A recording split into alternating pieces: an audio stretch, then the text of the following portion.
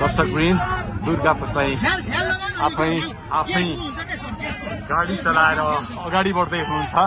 निकै नै अप्रिय अवस्था देख्न सक्छौं हामी। यहाँ प्रहरीले अश्रु ग्यास चलाएको छ।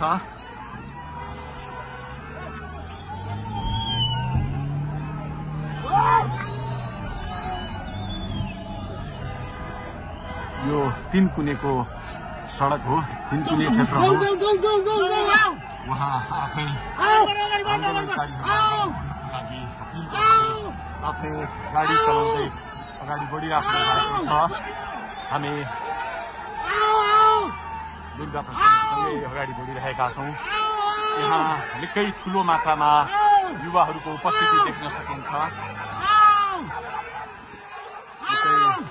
ठूलो मात्रामा युवाहरूको उपस्थिति, प्रहरीको बार तोडेर दुर्गा प्रसाई आफै अगाडि बढ्दै हुनुहुन्छ।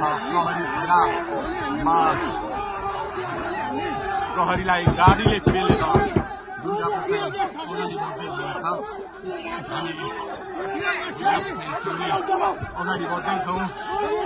जहाँ कसैले रोक्न सक्ने अवस्था छैन। दर्शकवृन्द प्रहरीलाई दुर्गा प्रसाईले पेलेर अगाडि बढिरहेको भएको छ।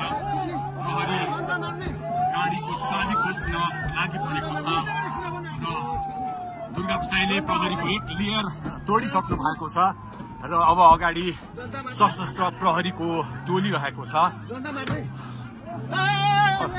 उहाँ अगाडि बढिराख्नु भएको छ। यो गाडीमाथि प्रहरीले अन्धाधुन्दा लाठीचार्ज गरिरहेको छ।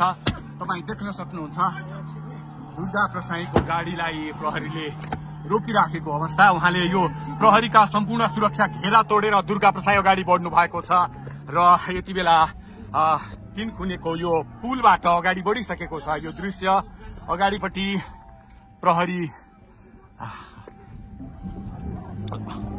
प्रहरीका यी घेरा तोडेर दुर्गा प्रसाई अगाडि बढिराख्नु भएको छ। हामी दृश्य देख्न सक्छौं।